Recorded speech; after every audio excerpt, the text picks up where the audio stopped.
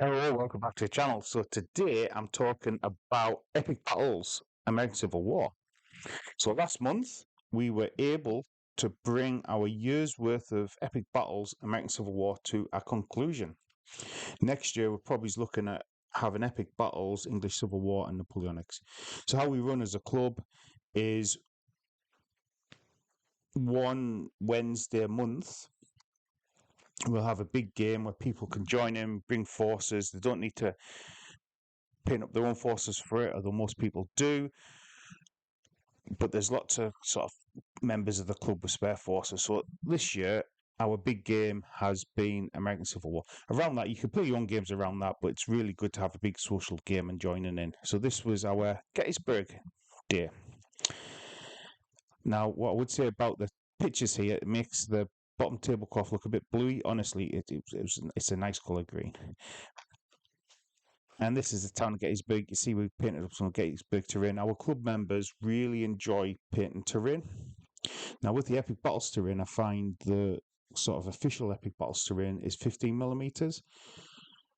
But it works really well for maybe Flames of War, where one figure represents one man. But when you've got regiments marching around, this figure scale, building scale, kind of doesn't gel for me. So I think 10mm works better.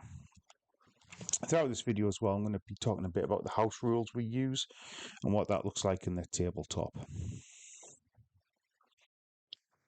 So this is us on the Sunday morning. We set up the tables on the Saturday. When we've done big games before, you might see my Waterloo video, you don't quite know how the tables are going to go together and how it's going to look and feel and being able to get in the middle.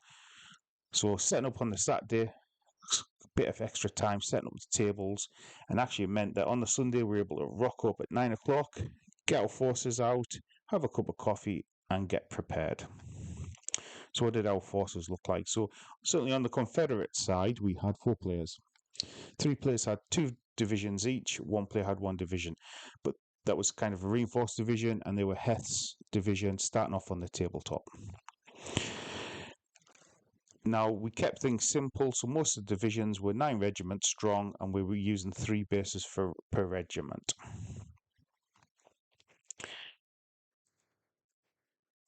And each brigade was 3 regiments per brigade. So this is my command. So I was Longstreet's command, so I had Pickett's and Kershaw's division, I want to say. And I'm right at the back, so as the Confederates, we had a battle plan. We set our battle plan. I don't know if the Union had a battle plan, which was going to be sort of 1 corps hitting hard on the left, 1 corps holding on the right, the division in the middle holding, and I was going to act as a reserve, pretty much reinforcing the centre and supporting the right as required, and also able to give tactical advice as the battle went on.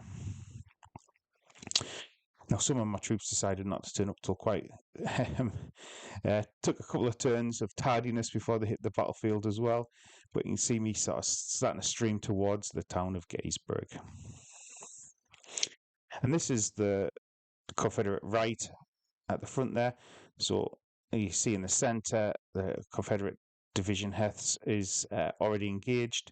So the right is going to form a defence line, if possible, as far forward as we can, so they've got ground to give. The Union, now a lot of these photographs are from the Confederate side, because obviously that's the side I was on. This is the Confederate left flank flooding in. So this is from the Union side. So what the Union did was not worry about where the Confederate left flank or the Union right flank was going to be, and kind of just push forward into the centre and put a lot of pressure on the Confederate right. This meant that we were able to start pushing down on the Union right flank.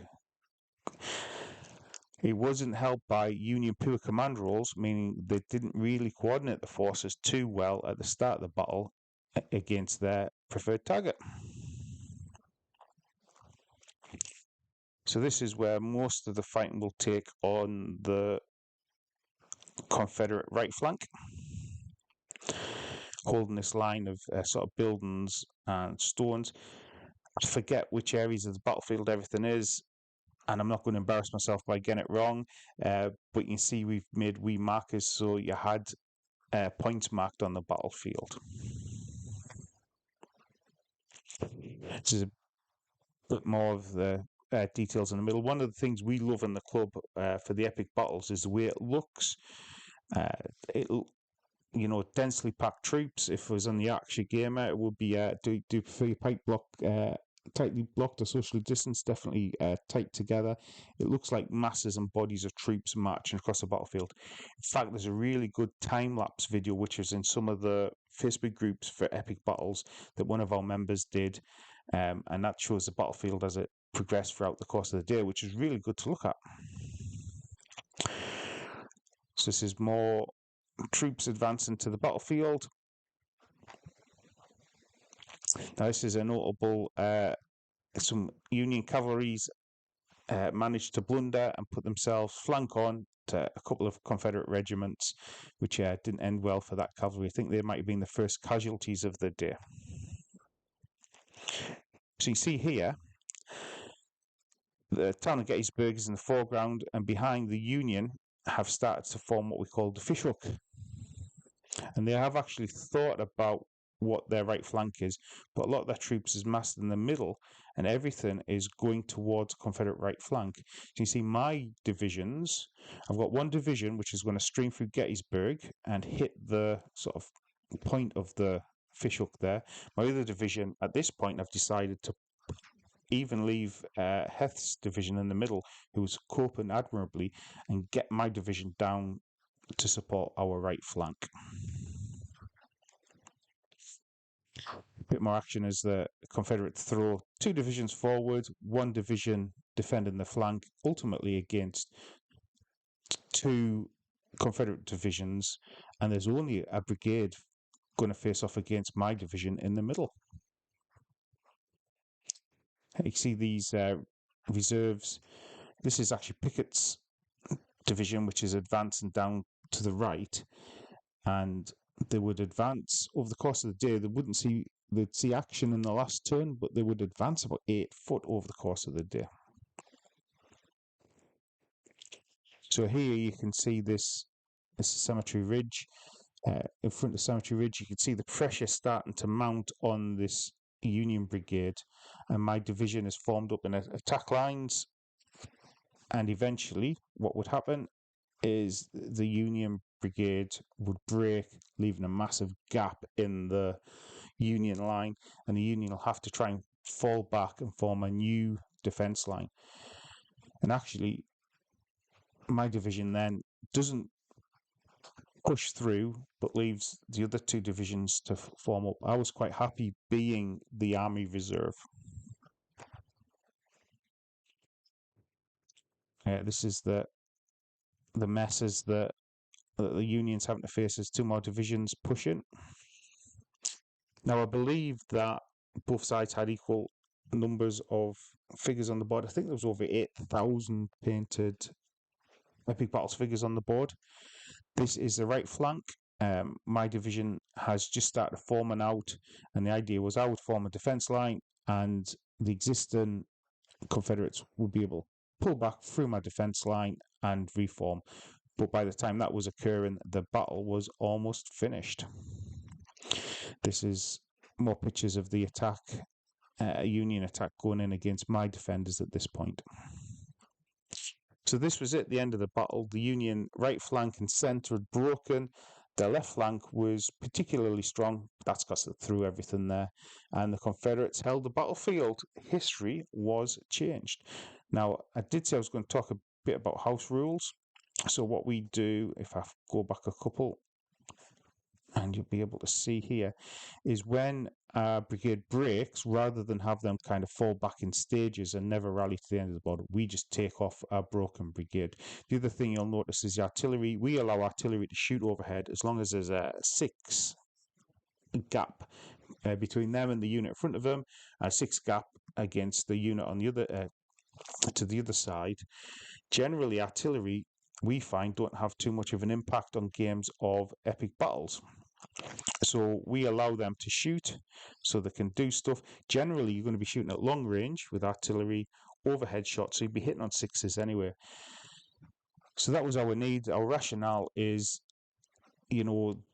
battles aren't clockwork. One side doesn't move, then the other side moves in response. Brigades and units are going to be moving all the time. So we figured the artillery would have spots that might be able to see through a gap and fire at that point, but obviously much harder to hit. And even though we do that, we still find artillery doesn't have too much of an impact on it. In fact, with the American Civil War, we actually increased the range of artillery as well, so they could have a bit more of an impact.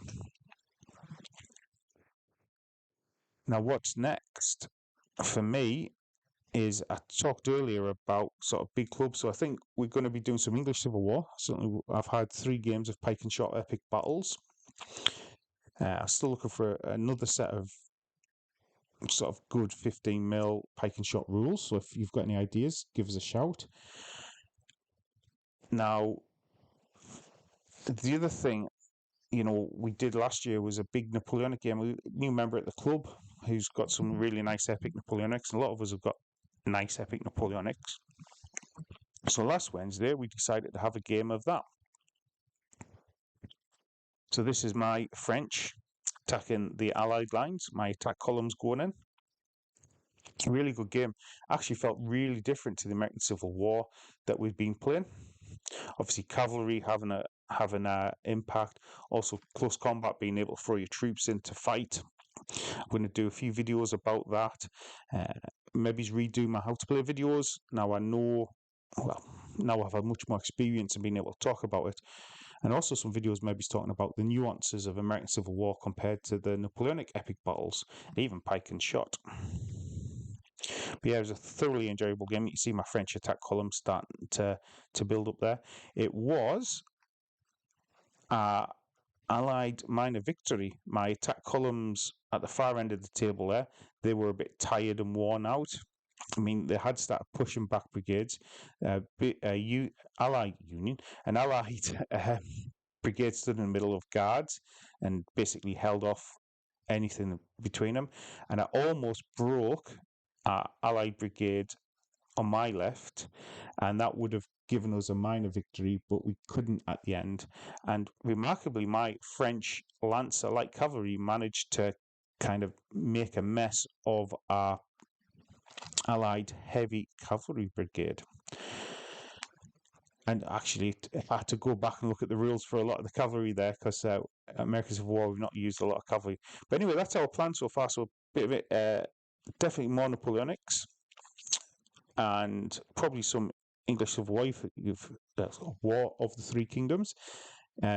Most of our games will be set in Scotland, I think, by the fact that we're in Scotland and we've all bought loads of Scottish stuff. But you've seen me chat about those on the channel before. Delve a bit more into Napoleonic epic battles. V3 bot action, playing a lot of bot action at the moment. And yeah, there's a load of other games I want to try out. So that's where we are at the moment. A lot of good stuff happening at the club.